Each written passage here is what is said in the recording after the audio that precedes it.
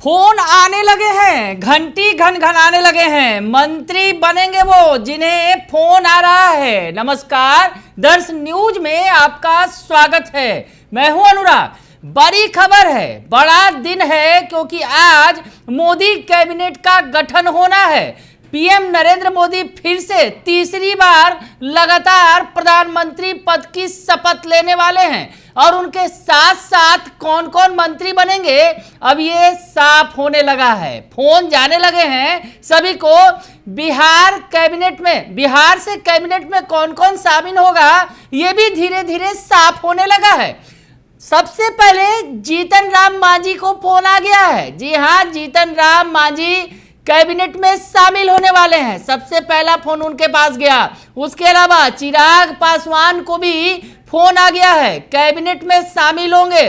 JDU कोटे से रामनाथ ठाकुर को फोन आ गया है। तो बिहार से इन तीन लोगों को फोन आया है और इंतजार है ललन सिंह के फोन का। जी हाँ, ललन सिंह भी जो रेस में शामिल हैं, माना यह जा रहा है कि जेडीयू कोटे से कैबिनेट मंत्री बनेंगे।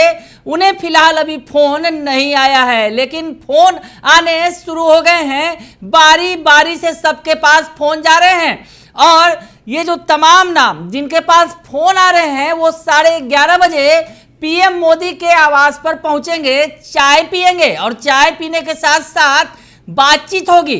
आगे की तैयारी होगी कि आगे जब ये मंत्री बनेंगे तो कैसे काम करना है, पीएम मोदी की कैबिनेट में कैसे काम करना है, इन्हें बताया जाएगा। तो चाय पर पहुंचेंगे ये 11:30 बजे। तो 11:30 बजे तस्वीरें और भी स्पष्ट तौर पर सामने आने लगेंगी। पर आपको बताएं, जीतन राम मांझी को फोन आ गया है।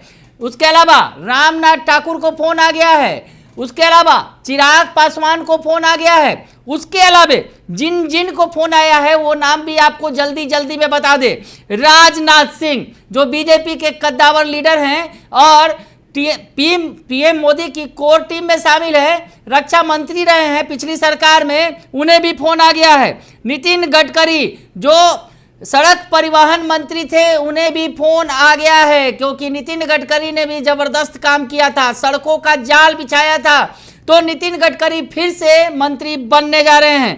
पीयूष गोयल को फोन आ गया है। पीयूष गोयल भी बड़ा ओहदा संभाल रहे थे, वाणिज्य मंत्री पद को संभाल रहे थे। उसके अलावा पहले रेल मंत्री भी थे। तो ऐसे में पीयूष गोयल के पास भी फोन चला गया है।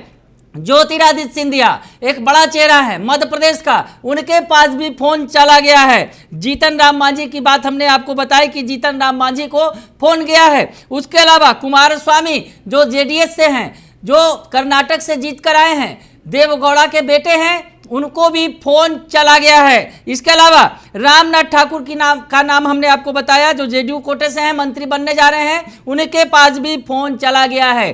चिराग पासवान को भी फोन आ गया है। चिराग पासवान जिनकी चर्चा थी, जिनके बारे में तय था, और इस बार वो सरकार में बड़े सहयोगी हैं। 5 सांसदों के साथ जीत कर पहुंचे हैं, 100% का स्ट्राइक रेट है। तो ऐसे में चिराग पासवान का मंत्री बनना तय माना जा रहा था और उन्हें भी फोन आ गया है। उसके अलावा आपको बताएं, अनुप्रिया पटेल, अपना दल जो यूपी से आती है, अपना दल से हैं, अनुप्रिया पटेल जो पिछले सरकार में भी मंत्री थी, उनके पास भी फोन आ गया है। जयंत चौधरी आरएलडी, इनके पास भी फोन आ गया है। इनके नाम पर एक विवाद खड़ा जरूर हुआ था, क्योंकि जब संसदीय दल की बैठक हो रही थी, उस वक्त जयंत चौधरी को मुख्य मंच पर स्थान नहीं दिया गया था। उस पर कई तरह के सवाल खड़े हो रहे थे और कहीं रूठने मनाने की बात सामने आ रही थी। लेकिन अब स्पष्ट तौर पर सामने आ गया है कि जयंत चौधरी जो चौधरी चरण सिंह के पोते हैं, जो देश के प्रधानमंत्री रहे हैं, तो ऐसे में उनके पास भी अब फोन आ गया है, वो भी मंत्री बनने जा रहे हैं। प्रताप राव जाधव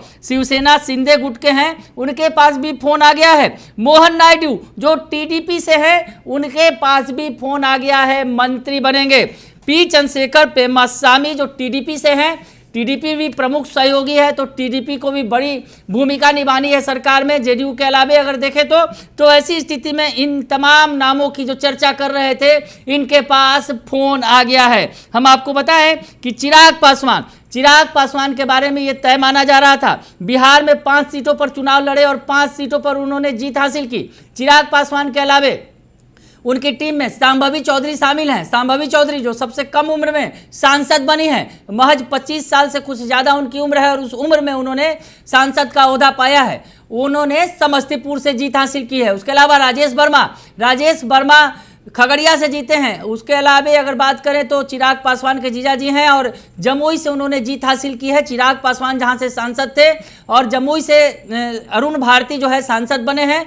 और इसके अलावा बीना देवी जो वैशाली से सांसद बनी है। तो ये 4 और चिराग खुद, यानी 5 जीत हासिल की, बड़ी जीत हासिल की बिहार के अंदर। तो चिराग पासवान का मंत्री बनना तय था, उनके पास फोन आ गया है। और हमने आपको बताया जीतन राम मांझी के बारे में। जीतन राम मांझी बिहार के पूर्व मुख्यमंत्री रहे हैं और जीतन राम मांझी जिस तरह से एक बड़ा चेहरा है बिहार के अंदर, जीतन राम मांझी की पार्टी हिंदुस्तानी अवाम मोर्चा एक बड़ी सहयोगी है एनडीए की बिहार के अंदर। 4 विधायक हैं उसके। तो ऐसी स्थिति में जीतन राम मांझी के बेटे बिहार सरकार में मंत्री भी हैं।